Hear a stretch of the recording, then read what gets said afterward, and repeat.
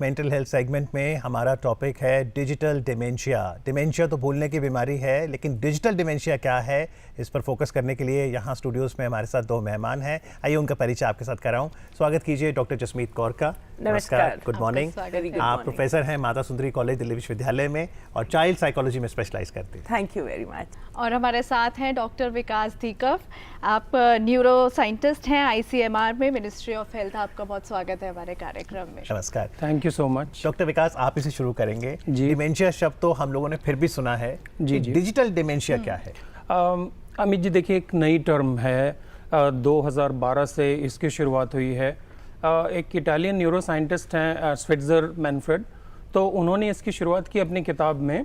तो उन्होंने बताया कि देखिए, टेक्नोलॉजी का, जैसे भावना जी बोल रही थी कि एक जेन्युइन इस्तेमाल, एक जायज़ इस्तेमाल तो सही है, लेकिन जब आप ओवर यूज़ करते हैं, आप घंटों घंटों मोबाइल पे रहते हैं, लैपटॉप पे रहते हैं, डेस्कटॉप पे रहते हैं, इंटरनेट की दुनिया में रहते हैं, वर्चुअल वर्ल्ड में रहते हैं, तो आप वास्तविकता से कटे हुए रहते हैं। तो आपको सब्जेक्टिव मेमोरी कंप्लेन हो सकती है, इनअटेंशन हो सकता है, कंसंट्रेशन में डिफिकल्टी हो सकती है और हाइपर एक्टिविटी हो सकती है। हालांकि हम ये नहीं कहेंगे कि आज क्लिनिकल टर्म बन चुकी है, लेकिन देखिए, जैसा आपने शुरुआत में कहा कि ये वल्नरेबिलिटी की स्टेज हो सकती है। जी डॉक्टर जसमीत, अगर हम बात करें, जैसे मोबाइल फ़ोन्स हमारे पास आज सबके पास है, जब ये नहीं हुआ करते थे हमें इतने सारे नंबर्स याद रहते थे, लेकिन आज अगर हम किसी से पूछे तो शायद ही 2 या 4 नंबर हमें याद होंगे। तो क्या ये इशारा है डिजिटल डिमेंशिया की तरफ?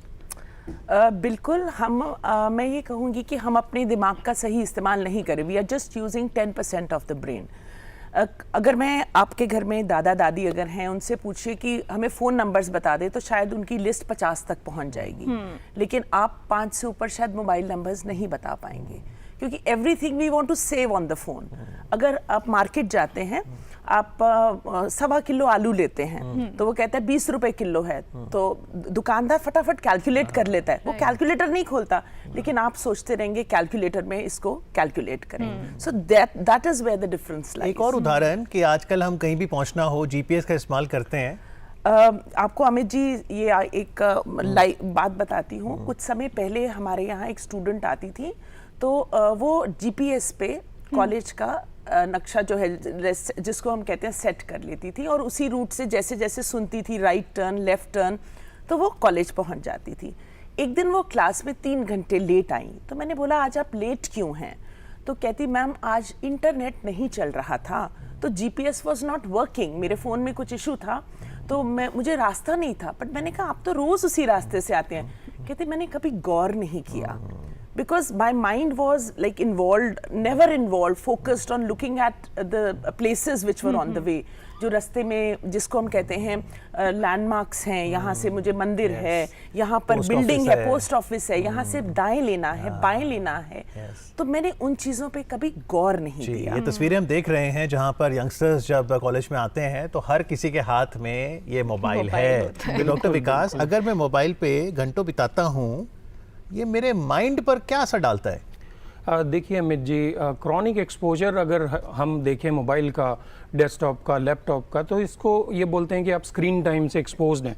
और स्क्रीन टाइम से अगर आप एक्सपोज्ड हैं तो आपका ब्रेन का ग्रे मैटर, ब्रेन का वाइट मैटर, ब्रेन का स्ट्राइटम, ब्रेन का हिप्पोकैम्पस, ये कमज़ोर हो जाते हैं। और देखिए, अगर ये कमज़ोर हो जाते हैं तो आपका मेंटल डिसऑर्डर का रिस्क बढ़ता है, और आपकी एक संभावना होती है कि आपको डिमेंशिया जल्दी हो सकता है आने वाले समय में। तो मतलब देखा जाए तो टेक्नोलॉजी पर ज़्यादा निर्भर कर रहे हैं, इसी वजह से वो जो मेमोरी है वो वीक हो रही है हमारी। डॉक्टर, अगर हम इसके लक्षण की बात करें, या हमें कैसे पता लगेगा कि इसका असर हमारे ऊपर हो रहा है और हम उस तरफ जा रहे हैं, डिमेंशिया की तरफ?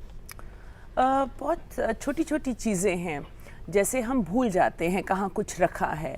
हम हर चीज़ को फ़ोन पे ढूंढने की कोशिश करते हैं, हर चीज़ पे इतना निर्भर रहते हैं फ़ोन पर। आजकल नोट्स भी जो है बच्चे फ़ोन पे ही ले रहे हैं। They are not trying to listen, जिसको हम कहते हैं सुने।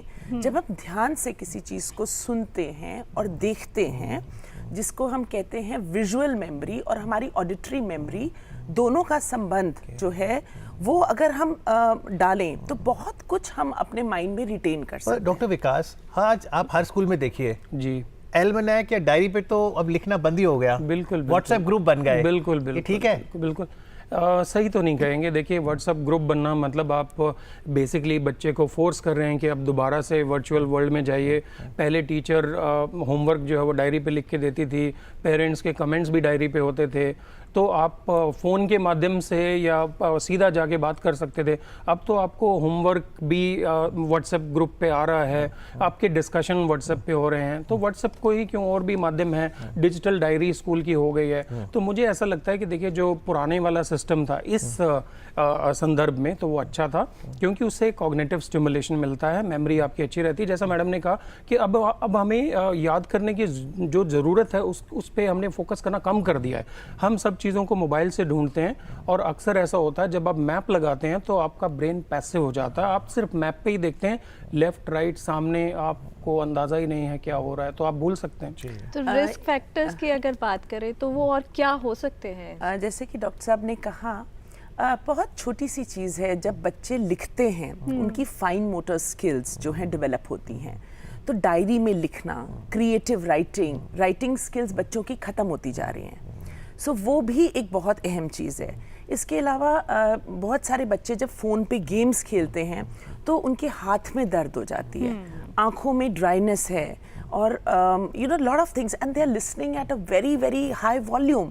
सो कानों पर भी बहुत प्रभाव पड़ रहा है। बहुत छोटी छोटी चीज़ें, माँ बुलाती रहती है, बेटा आ जाओ खाना खा लो, and the child is so engrossed that research has shown that sometimes छोटे बच्चे अपने जो गेम है उसके पॉइंट्स हासिल करने के चक्कर में वहीं पर ही टॉयलेट भी उनका निकल जाता है, वॉशरुम नहीं जा रहे हैं, and sometimes they even have urinary tract problems because of this.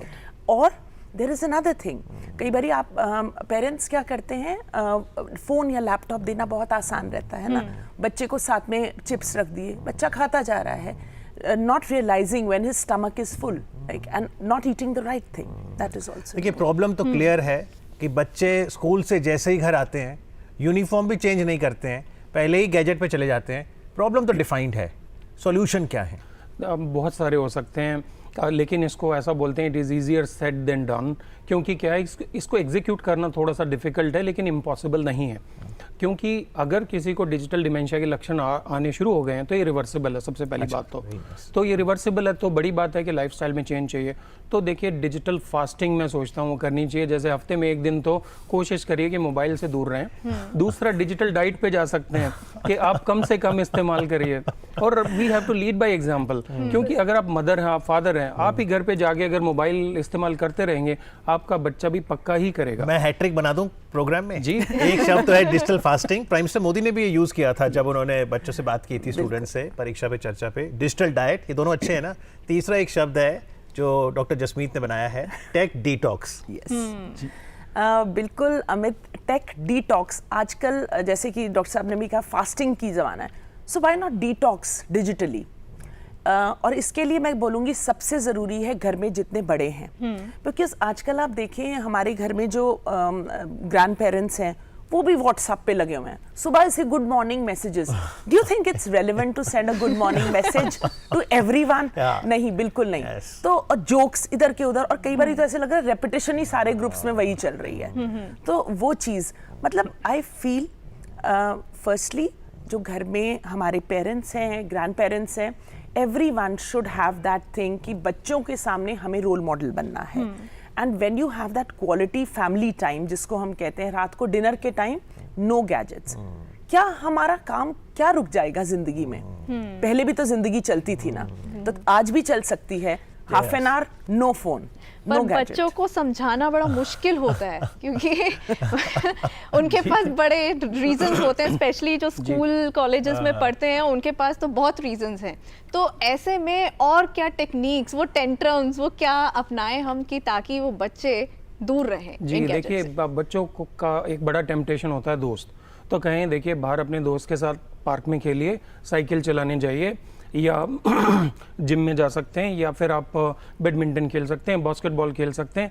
तो खेलने के लिए अगर आप उकसाते हैं बच्चे को तो मुझे लगता है कि एक स्ट्रॉन्ग टेम्पटेशन हो सकता है। आप रूटीन बना के देखिए, बच्चा खुद ही बोलेगा कि मुझे बाहर जाना है, इस समय बाहर जाना है। अक्सर हम ये सोचते हैं नहीं नहीं आपको पढ़ाई करनी है, आपको कंपटीशन में रहना है, आपको फर्स्ट आना है, तो ये बड़ा प्रेशर रहता है, आपको पता है हमारी सोसाइटी में। तो इस वजह से क्या है कि बच्चे बाहर जाना अवॉइड करते हैं। बाहर जाना अवॉइड करेंगे तो फिर वो काउच पोटैटो बनने की तरफ जाएंगे। तो शुरुआत ऐसे हो सकती है कि आप बाहर जाइए, दोस्तों के साथ खेलिए, योगा कर सकते हैं, तो मेडिटेशन भी एक बिल्कुल। देखिए, टेक्नोलॉजी तो फोर्स मल्टीप्लायर है और उसने हमारे जीवन को सरल भी किया है, लेकिन हमें बैलेंस करना होगा। डॉक्टर जसमीत, क्योंकि आप स्पेशल एजुकेटर भी हैं, तो अगर हम स्टूडेंट्स विद डिसेबिलिटीज़ की बात करें, वो टेक्नोलॉजी को कैसे रिस्पॉन्ड कर रहे हैं? See, technology is a boon, okay. मैं नहीं कहूँगी सभी नुकसान है, उनके लिए बहुत फ़ायदा है। जैसे अगर कोई विजुअली इम्पेयर्ड है तो वो फ़ोन पे बहुत रिलाई करते हैं, क्योंकि जितनी हमारी बुक्स हैं आजकल वो ऑडियो बुक्स में कन्वर्ट हो गई हैं। और हमारे प्रधानमंत्री जी ने सुगम्य पुस्तकालय का जो है वो इन बच्चों के लिए ये प्रावधान, ये this provision has been, facility has been given, where more than 6 lakh books have been converted to audio books. तो उस तरह से तो बहुत फ़ायदा है। बट जहाँ पर समय की, जैसे डॉक्टर साहब ने बात की, मैं एक छोटी सी बात कहूँगी, जितने पेरेंट्स ये शो देख रहे हैं, कि आप एक अलार्म सेट कर दीजिए। अगर बच्चा खेलता है, हम डिप्राइव नहीं, उस चीज़ को मना नहीं कर सकते, तो आप कहिए ठीक है, आप अपना काम खत्म कर लीजिए, मैं आपको दूंगी, गैजेट दूंगी 15 minutes. Set up very small time limits, but set up an alarm, क्योंकि बच्चे को नहीं पता कि वो कितनी देर खेल रहा है, बट जब अलार्म बजेगा तब हम इसको बंद करेंगे। कार्यक्रम में भी अलार्म बजने वाला है चलते चलते। जी। बाकी देश क्या कर रहे हैं, क्योंकि डिजिटल कोई भारत के लिए नहीं, हर एक देश में है ये। बिल्कुल, How are other countries responding? देखिए चाइना, साउथ कोरिया, बहुत सारे मुल्क हैं जिन्होंने धीरे धीरे पॉलिसी एक शिफ्ट किया है कि ऐसा नहीं है कि आप मोबाइल पे ही रहते हैं। अर्ली मॉर्निंग अगर आप देखेंगे तो बहुत सारे मुल्कों में बच्चे जो है बाहर उठ के खेलने जाते हैं, कसरत करते हैं। So sorry. देखिए, फ्रांस एक ऐसा मुल्क है जहाँ पे 15 साल से नीचे के जो बच्चे हैं स्कूल में मोबाइल बंद कर दिए हैं। आयरलैंड ऐसा देश है जहाँ पे मोबाइल यूज़ जो है धीरे धीरे बंद हो गया। हमारे मुल्क में भी एक गांव है बांसी, यवतनाम ज़िले में, महाराष्ट्र में, वहाँ पे लोगों ने एक अपना इनिशिएटिव लिया है कि आप मोबाइल जो है वो इस्तेमाल मत करिए। अगर बच्चा करता तो उसको एक फ़ाइन, एक छोटा सा पेनल्टी एक किस्म से इंट्रोड्यूस किया है। तो देखिए बहुत सारे मुल्कों में एक थॉट चल रहा है, इवन अमेरिकन साइकोलॉजिकल एसोसिएशन बोलती है, WHO बोलती है कि मोबाइल का इस्तेमाल धीरे धीरे आपको कम करना चाहिए बच्चों के। जी, अलार्म बज चुका है। जो हमने जोक सुनाया था दोनों ने, वो अच्छा लगा था आपको जो शुरू में? बिल्कुल। तो चलिए, स्टोरी टेलिंग की अपनी इंपॉर्टेंस है, जो दादी नानी सुनाती थी, gadget can not replace story telling. और जो आज यहाँ पे टिप्स आए हैं, डिजिटल फास्टिंग, डिजिटल डाइट और टेक डिटॉक्स के, वो हम अपनाएंगे। बहुत बहुत शुक्रिया डॉक्टर जसमीत आपका, डॉक्टर विकास आपका। Thank you very much. Thank you.